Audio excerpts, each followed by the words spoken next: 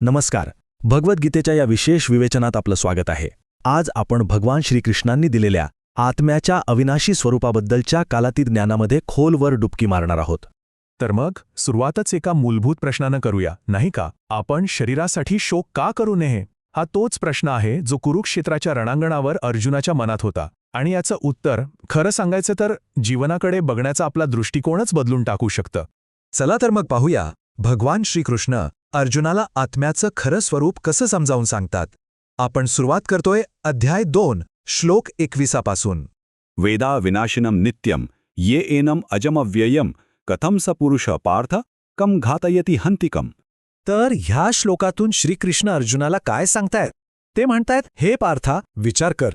जी व्यक्ती हे जाणते की आत्मा अविनाशी आहे, शाश्वत आहे, अजन्म आहे, तो कोणाला कसा मारू शकेल किंवा कोणाला मारायला तरी कसा सांगेल? म्हणजे बघा, ज्ञानाचं महत्त्व किती आहे. एकदा का आत्म्याचं खरं स्वरूप कळलं की मग मृत्यूची भीतीच उरत नाही. आता पुढच्या श्लोकात तर श्रीकृष्ण एक असं सुंदर उदाहरण देतात जे आपल्या सगळ्यांना अगदी सहज पटेल. वासांसी जीर्णानि यथा विहाय नवानि गृह्णाति नरोपराणि तथा शरीराणि विहाय जीर्णान्यान्यानि संयाति नवानि देही. इथे श्रीकृष्ण एक खूपच सुंदर आणि सोपं रूपक वापरतायत.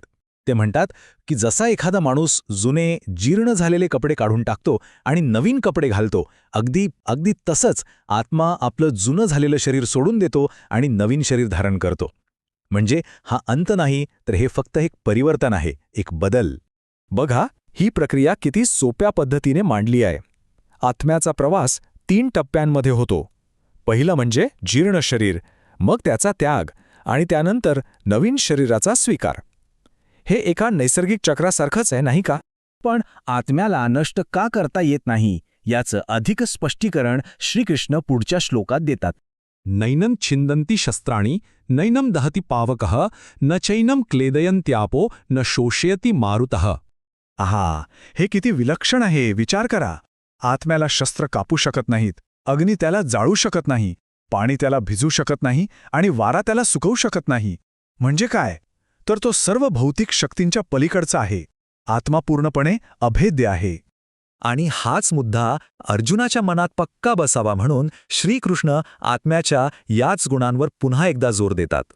अच्छेद्योयम नाह्योयम अक्लेद्यो शोष्यायेव च नित्यः सर्वगतः स्थाणुरचलोयम सनातनः. तर आपण नीट समजून घेऊया की आत्म्याचे गुणधर्म काय आहेत. तो आहे अच्छेद्य, म्हणजे त्याला तोडता येत नाही. अदाह्य, म्हणजे त्याला जाळता येत नाही. तो अक्लेद्य आणि अशोष्य आहे, म्हणजे पाणी किंवा वारा त्याच्यावर काहीही परिणाम करू शकत नाही. एवढंच नाही, तर तो नित्य, सर्वव्यापी, स्थिर, अचल आणि सनातन आहे. हे शब्द आत्म्याचं खरं अविनाशी स्वरूप आपल्या डोळ्यासमोर उभं करतात. आणि आता या संपूर्ण शिकवणीच्या अंतिम निष्कर्षाकडे वळूया. अव्यक्तोयम अचिंत्योयम अविकार्यो अयम उच्यते तस्मादेवं विद्वित्वेनं नानुशोचितुम अर्हसि. आणि हाच आहे अंतिम संदेश. श्रीकृष्ण म्हणतात की आत्मा अव्यक्त आहे, म्हणजे तो दिसत नाही. तो अचिंत्य आहे, म्हणजे आपल्या बुद्धीच्या आणि विचारांच्या पलीकडचा आहे. आणि तो अविकारी आहे, म्हणजे त्यात कधीही बदल होत नाही. म्हणूनच हे सत्य एकदा का समजलं की मग ना नश्वर शरीरासाठी शोक करणं अजिबात योग्य नाही. कारण शरीर तर जाणारच आहे, पण आत्मा तो तर अमर आहे. तर हे होतं आत्म्याच्या अविनाशी स्वरूपाबद्दलचं भगवंताचं अद्भुत ज्ञान. आजच्या विवेचनात सहभागी झाल्याबद्दल मनपूर्वक धन्यवाद. ज्ञानकोश हे एक बहुभाषिक चॅनल आहे. इथे आम्ही इंग्रजी, हिंदी, मराठी, तमिळ, गुजराती आणि बंगाली यांसारख्या अनेक भाषांमध्ये आध्यात्मिक ज्ञान सामायिक करतो. आणि लवकरच आणखी भाषा जोडण्याचा आमचा प्रयत्न आहे. आमचं एकच ध्येय आहे, सनातन धर्माचा हा अनमोल खजिना, हे कालातीत ज्ञान आपल्या सर्वांपर्यंत सोप्या, स्पष्ट आणि अर्थपूर्ण मार्गाने पोहोचवणे.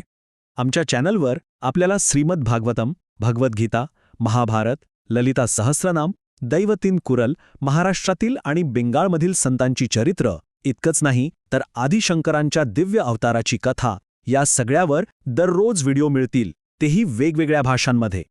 जर आमचे प्रयत्न आपल्याला आवडत असतील तर कृपया ज्ञानकोशला सबस्क्राईब करा, जेणेकरून आमचे दररोजचे व्हिडिओ आपल्यापर्यंत पोहोचतील आणि आपल्याला त्याची सूचना मिळेल. व्हिडिओला लाईक आणि शेअर करायला विसरू नका.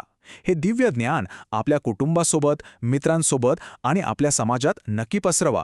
चला तर मग आपण सगळे मिळून सनातन धर्माचा हा ज्ञानाचा दिवा असाच तेजस्वी ठेवूया.